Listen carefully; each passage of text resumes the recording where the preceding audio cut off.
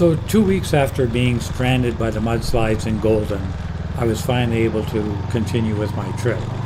And this was what I was going to do the following day. And so it was just a fantastic ride. It was a 700-kilometer day. I left Calgary. A lot of that was Trans-Canada till we hit that red triangle. And then I headed south on the WAP Forestry Service Road and headed down along Mabel Lake towards Lumbee, and then eventually down to Edgewood and farther south. But I will warn you, if you're going to take this route from Calgary, safety moment here. When you come to make the left-hand turn, you are going up a hill. There's a passing lane, and the passing lane is ending. And coming towards you are 2 lanes. If you're in the left lane trying to turn left and there's traffic, you're in a pretty precarious situation. There's a parking area on the right. I would suggest pulling over there, getting your bearings, waiting till it's nice and clear, and then continuing.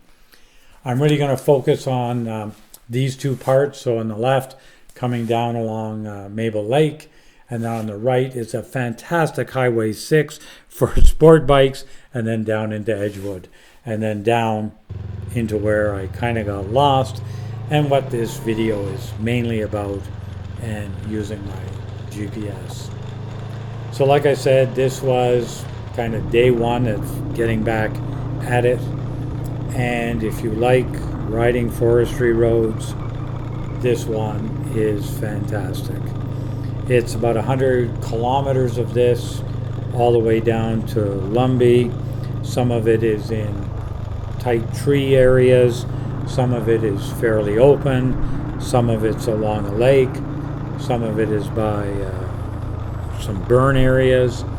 So to me, this was just a beautiful ride, warm day, nobody out there. Sure, there was some traffic down by Mabel Lake, but for the most part, I didn't see anybody.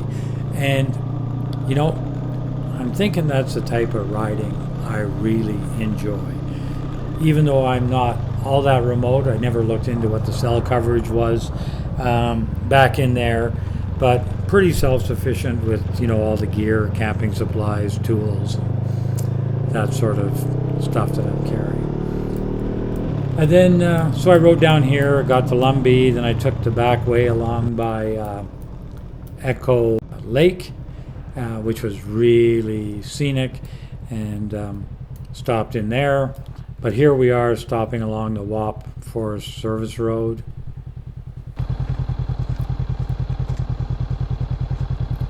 Of course, got to get a picture. And so you can see it's pretty scenic, and this was over my right-hand shoulder for a lot of the trip. And it just continues winding and twisting and bridges and stuff. But then after going by Echo Lake, then I popped up to the highway, backtracked a little bit to Cherryville to fill up with fuel, although there is fuel in Edgewood, but I wanted to get some supplies and stuff. And then I headed down into Edgewood. And it was getting to be about 5 o'clock at night or something, and I figured, you know, I think I can go a little bit further. And I knew that about 80 kilometers, 70, 80 kilometers away, there were a couple of campsites. I didn't have them well mapped, but I figured, in BC, these are generally pretty easy to find. But in this case, both of the campsites turned out to be actually on the other side of the river or something that I was on, because, I never saw them. So again, here's Mabel Lake. You can see how nice this is, particularly on a sunny day. So, and not that far out of Calgary. I mean, sure, it was 5.5 hours before I was riding on this. And I really don't like the Trans-Canada, but sometimes it's just a bit of a necessary evil. Anyway, as I said, I got to Lumbee, and then got onto Cherryville, and then onto Highway 6. And this is Sport Bike City, coming by the Gold Miner Cafe there on the left. They used to have fantastic burgers. Place really isn't open anymore, but just some nice, beautiful twisties. I mean, here I'm on a 50 horsepower adventure bike loaded with about 90 pounds of gear and myself, carving my way through here after so many years of coming through here with bikes between 100 and 140 horsepower that probably weighed about 2/3 of what I was packing here, and in terms of bike weight as well. So yeah, far different ride, but you know, you could ride this on a scooter and it would be fantastic. I used to truck my bike from Calgary to Revelstoke, offload it in Revelstoke, head down to the ferry, cross over down in the Cusp, and then I would run this route all the way to Lumbee, fuel up, back to Nakusp, down to New Denver, down to Caslow, back up to Nakusp, and then back up to the ferry, up to Revelstoke, load my bike, and I'd be back in Calgary by about 1 or 2 in the morning, just to go out for a great day's ride. You know, like in October, when all of a sudden it was going to be plus 18 for some reason. I would go all the way down there. Anyway, here I'm still winding my way, so I'm working my way to Edgewood. I went to check out the campsite there, and like I said, I had some extra time, so a couple of locals had kind of told me how to get to where I was going, but I wasn't following the instructions all that well. And while I had built the map on Google and was familiar with some of the road names, I got to admit, it was programmed into my GPS. I'm driving. I get to the first main turn at 17.5 kilometers, and it looks like I should keep going straight, as that looked like the main road. And in fact, that works, and you could get to Grand Forks on that road. But by going straight, it confused my GPS. And so then my GPS didn't know what to do. But I was sure I was supposed to go on Burrell Road once I, turned back that 200 meters, and I saw the sign, and so I started doing it. And, I got to the road sign, it goes 50 kilometers, and then I'm traveling, and then it goes 49 kilometers.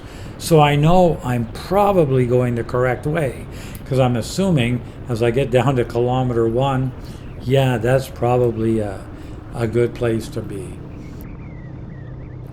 Because that's where the trucks would originate and all that sort of stuff. That's not always the case, but that was my gut feel. But here I am, I'm driving, and I could camp anywhere, I could cook anywhere, so I was pretty well set up. The one thing is, when I woke up in the morning, was I really sure what direction I was going to go? Go up the dirt road. Okay. Right at the end of this. Okay. Go left. Okay, sweet.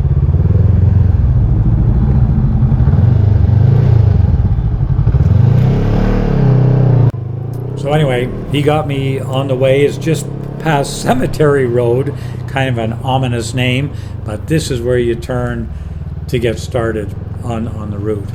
And I think I did about 45, 50 kilometers on here until I finally went, you know what, I think I should turn around and head back to Edgewood, get some better directions in the morning, make sure I'm doing the right thing. Again, nobody out here wasn't convinced I was going the right way, and my GPS had pretty much blown up in my face, in that it didn't know where we were going. And if you see that little red drop on the blue route, that's where I went off route a little bit, and that's where my GPS got completely confused. And it kept going, hey, I don't know where you are, but if you want to go down to Christina Lake, you got to go this way. So I told my GPS, no, hey, I don't want to go by any roads, no highways, just set me up. But my GPS had gone completely haywire, and it took me a couple of days, that'll come out into the next bit, as to how I finally figured out the GPS. But I went back to Edgewood, spent the night, and I hope you join me for tomorrow. Bye for now.